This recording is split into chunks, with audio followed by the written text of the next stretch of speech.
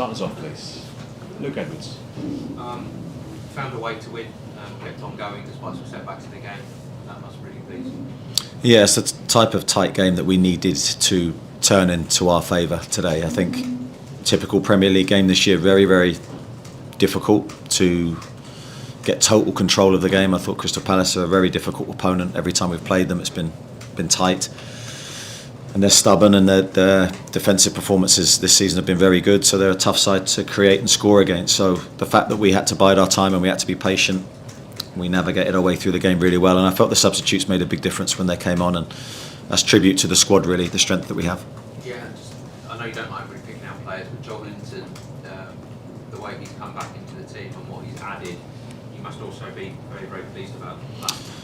Yeah, I mean, he's such an important player for us. His ball-winning ability, his character, his strength, set plays for and against, it's so important that he brings added height to the group. Another big performance from him. I think since he's come back into the team, he was chomping at the bit to play, but we didn't feel he was fit, and we didn't want to risk further injury, so he was on the bench but not really available.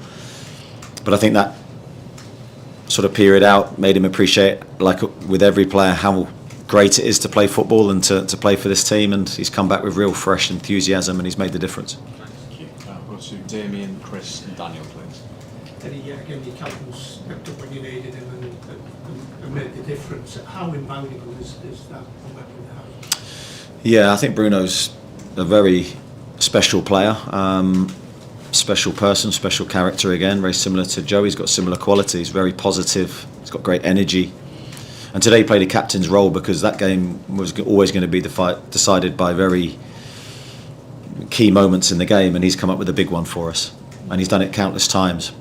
And I think your big players normally decide big games, and today was a big game for us, decided by a huge player in our recent history. Thank you. Chris? And finally, a clean sheet. You were saying the other day how frustrating it's been in some ways. How big does that feel?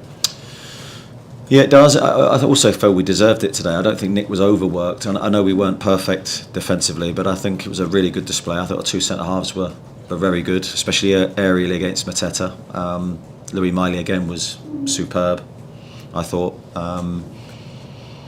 So yeah, I was really pleased with the defensive resilience that we showed. They had a number of long throws early in the game, corners that will come direct into our box. And I thought we stood up to the aerial threat that they had really well. So really pleased to get the clean sheet for everybody because we've been working hard on it, and yeah, hopefully that's the start of many in the next few games. You mentioned Louis Miley, his use of the ball as well. He seems to have just flourished in that position in the past couple of days. Yeah, I think very, very good performance from him again, and as you say, on the ball very good, very composed. You sort of come to expect that with him, although it's never easy to deliver. But it's the defensive performance that really, I tip my hat to him. Because it's so difficult to play that position when you haven't played it through your career. And tactically we asked something slightly different from him again today, and he sort of takes everything in his stride and does it really, really well. Daniel? I think this season's been inconsistent in terms of game momentum, we know that, but given how close the games are you've got covered in terms of proximity, one game after the next, could this actually be the best time to gain that momentum because you're just going into game after game after game, you've already got two on the bounce now?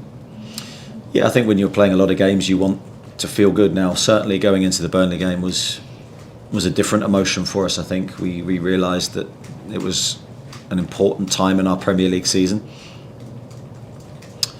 and we needed to try and gain some strength and some confidence in our performances for what lay ahead.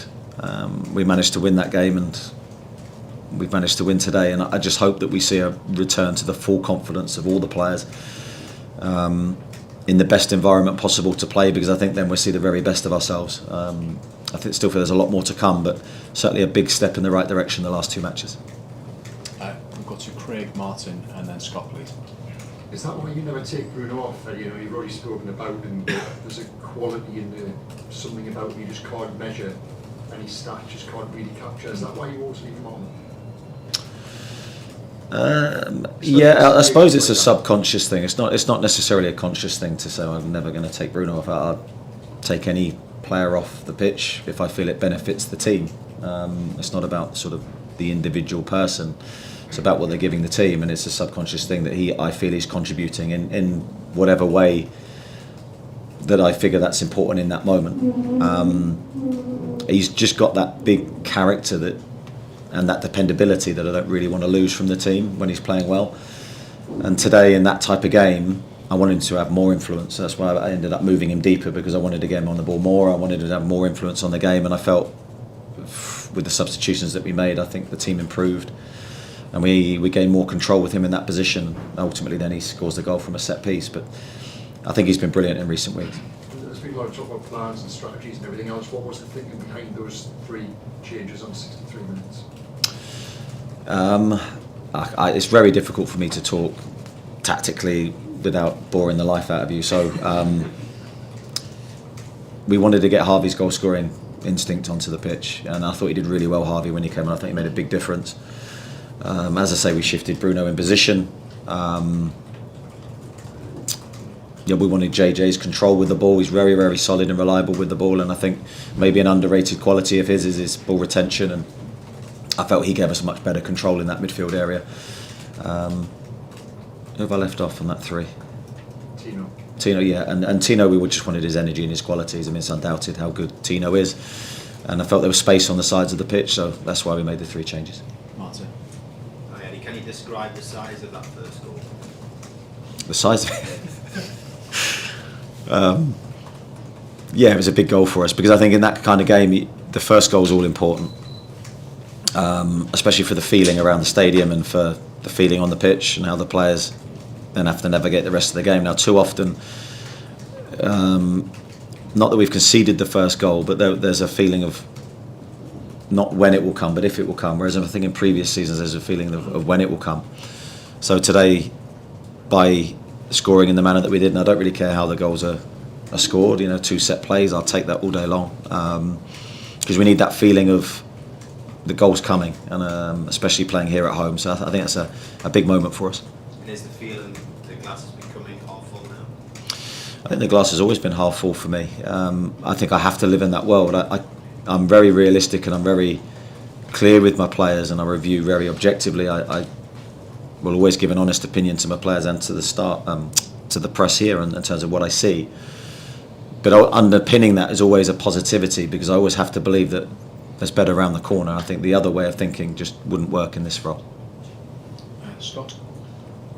Sven, Tino and Kieran back in the squad today, Nick on the bench, Joe on the bench, Jake Ramsey. I mean, it feels like the first time this season where you've actually had a full bench of kind of seasoned players. How important is that, and how much more comfortable does it make you feel heading into January now and so on?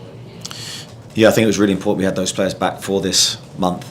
Not that you can ever sort of predict that, but sort of got an eye on the month, and you can see how busy it is, and the not just the games but the size of the games. You want your full artillery ready, and I think you can see the importance of it today. I mean, we were able to bring on Tino in a moment where I felt we needed his qualities on the pitch, and if we needed to turn to Sven and Kieran's experience, we could do that. Now they've had 1 or 2 days training, very minimal time back on the training pitch, so we've got to be careful with them and manage them correctly, but we've really, really missed them, and I can't underestimate also the leadership skills that they possess, how much we've missed those qualities as well. And I don't think it's something we never talk about. Our injury list at one stage was up to 8-9 players, so I think we try and manage that well, but also with that becomes less of an awareness of it, I think. Okay, we've got to Lee, Kieran, and then to Jordan, please. Hi, Eddie. In terms of Wissa and Big Nick, is that something you keep up your sleeve to have them on the pitch together at some stage?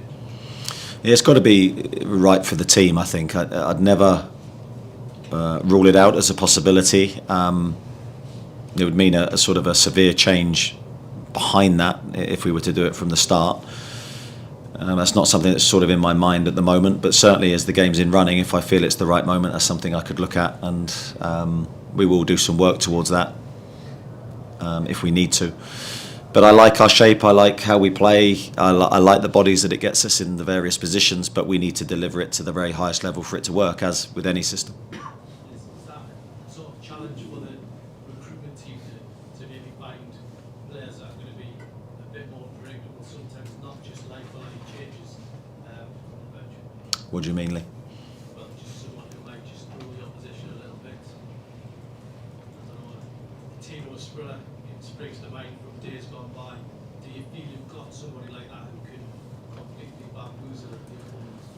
I think Harvey Barnes did a really good job of maybe not bamboozling, but coming on and making a difference. And I think that's all you can ask for from your players.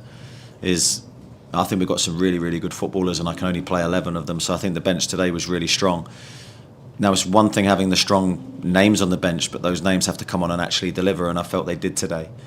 So, yeah, the maverick sort of playmaker type has to fit into the team. We've always been, the success here has been built on the team, of 1 to 11 working in unison.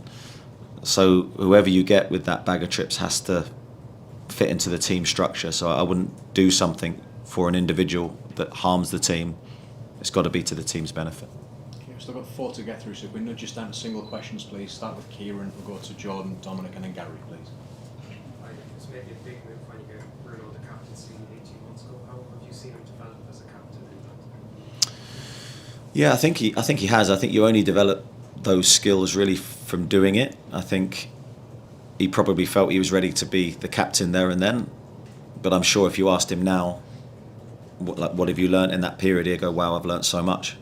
I'm a better captain now than I was at the start. And I think that just comes from managing difficult periods, disappointing results where you have to show real strength and character, and you have to be calm, you have to say the right things, you have to be presentable to everybody. So I actually think you learn more in those moments than you do the good moments. I think he's handled that really well because he's a really emotional character and wants to win everything. So to handle defeat and to know what to say is really important. But then I think just on the pitch, I think people look at him as the captain now, and I think that's really important. And you can only really be that figurehead when you're making the difference on the pitch. And I think he continues to do that. Thanks, Kieran. Jordan. You've got 2 right backs back in Tino and Kieran, sorry, but in terms of the players... That's a tongue twister.